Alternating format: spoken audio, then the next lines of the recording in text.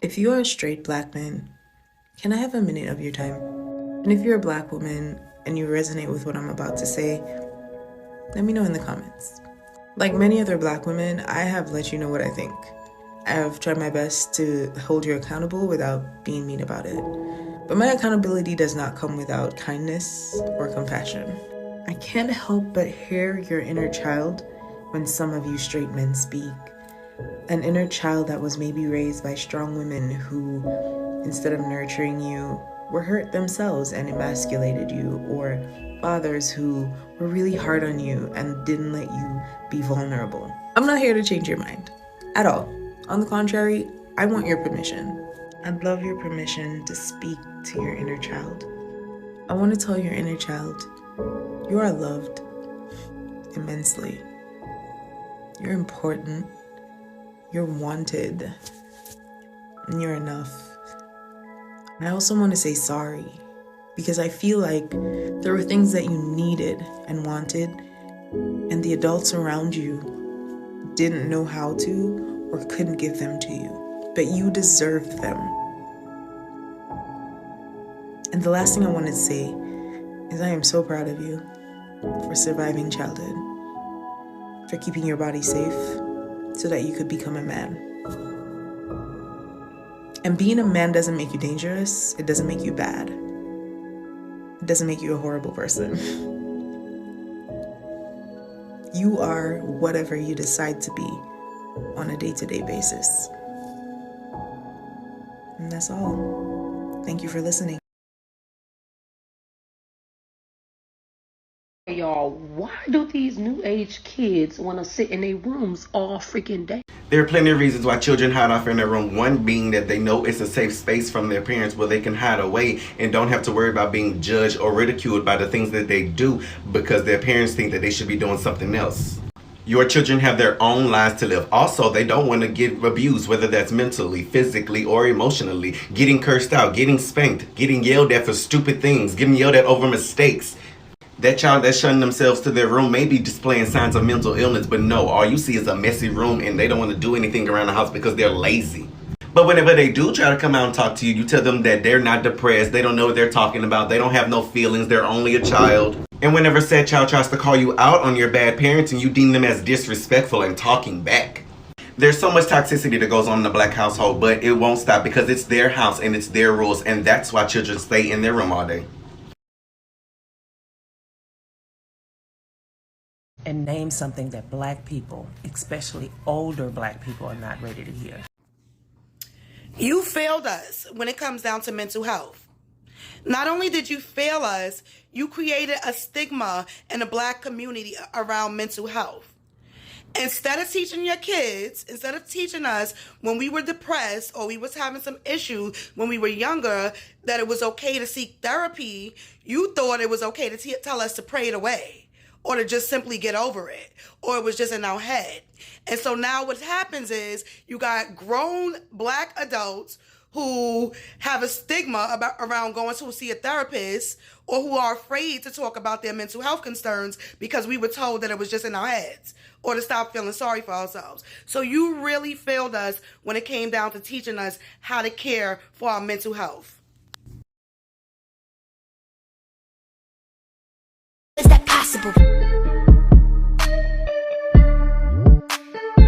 Nah, but let's talk about it. Way too many of you parents think that just because you provided the bare minimum that your kid has nothing to be upset about. Newsflash, you are supposed to provide your kids with food, clothing, and shelter and not make them pay the bills. That is what you are supposed to do as a parent. It is literally the floor. You do not get brownie points for providing the floor of requirements. Life in general is already hard enough as it is, but considering the shitstorm that boomers and older Gen Xers left us, it's only going to get harder.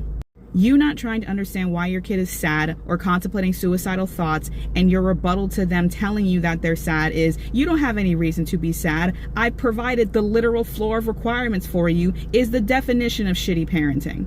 Mental health in the black community is just not taken seriously at all, and it needs to. Being told that we have nothing to be sad about or you should just go to church more is not an actual fucking answer. I think the reason why mental health is not taken seriously in the Black community is because mental health issues is considered white people shit.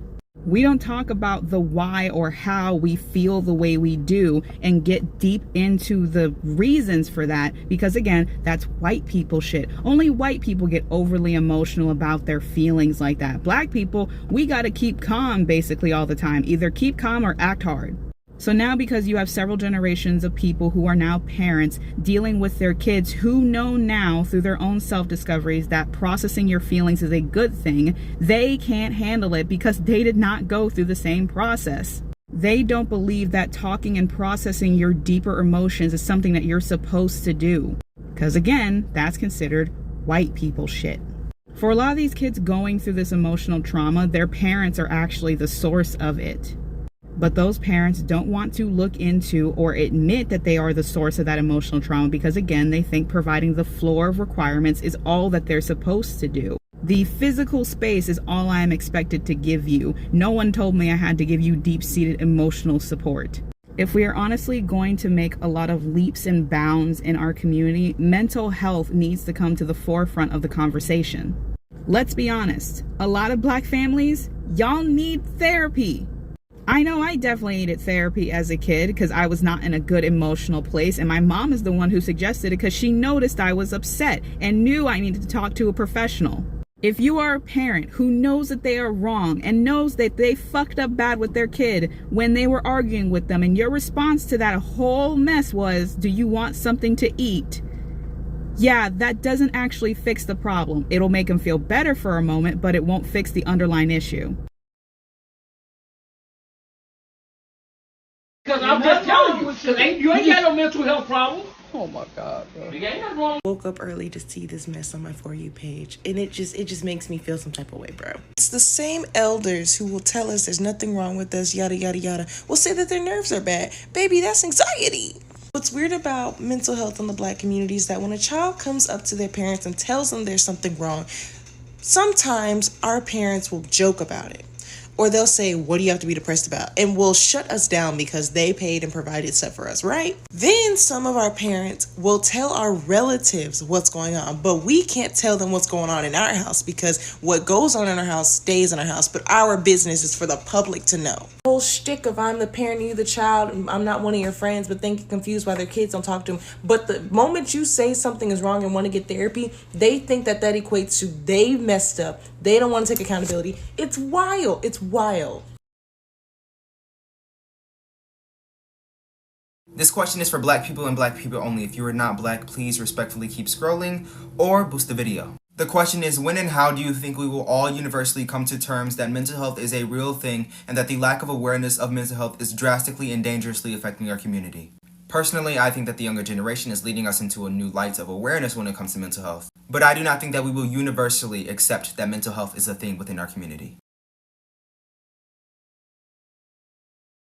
I feel like along with the fact that mental illness is so stigmatized within the Black community, one of the main reasons so many Black people's mental health conditions go undiagnosed and untreated is because one of the biggest question they always ask you whenever you feel like you may have something going on is, oh, well, is it affecting your daily life? Is it affecting your relationships? And for Black people and a lot of first generation and second generation immigrants, which I am both, it's like, it can't affect your daily life. You cannot go to your mom and say, I can't clean my room today, I can't go to school today, I can't do my chores, I can't eat, so-and-so. Because if you're not physically hurt, that's just laziness. Unlike a lot of my Black mentally ill peers, I cracked very easily and went to a mental hospital at a very young age, and I've been to a lot of programs and therapists and things, so I'm very emotionally intelligent. And I'm telling you, I have about at least 20 friends of color that I could be like, oh, high-functioning depression, high-functioning anxiety, high-functioning ADHD. I don't have a lot of time left, but if anyone would like me to expand on this topic, I will, because I've got a lot to say about it.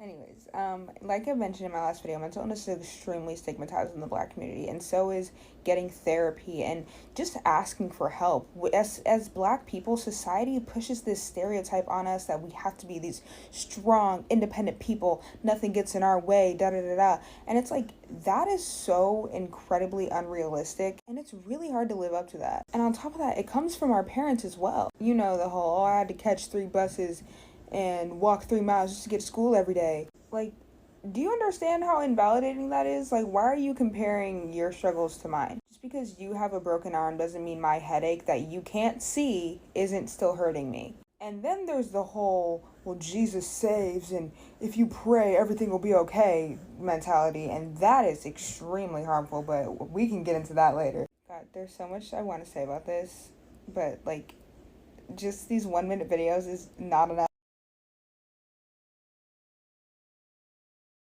Grandma, I think I'm depressed. Oh, honey, try talking to God. Going for a jog. Getting a job. Okay, so y'all remember when that post was going around that was saying whenever you see a white person walking, you think they're exercising. But whenever you see a black person walking, you think they need a ride. Y'all, when I saw that post, I was literally shook because I think this all the time. Anytime I see a black person, I'm thinking, let me give them a ride home. Why can't a black person be outside exercising too? Anyway, the point is there is still so much internalized racism in our minds, even in my mind. And y'all know I'm pro-black to death. But it's still in there. And one example that I'm noticing right now is how everybody's, dragging Kanye, even though he clearly has mental health issues. But when it comes to Britney Spears, we're like, save Britney. And I understand that their circumstances are different, and I'm not talking about that. I'm simply talking about both of them having mental health issues and one person getting sympathy, and we're just kind of calling the other person crazy.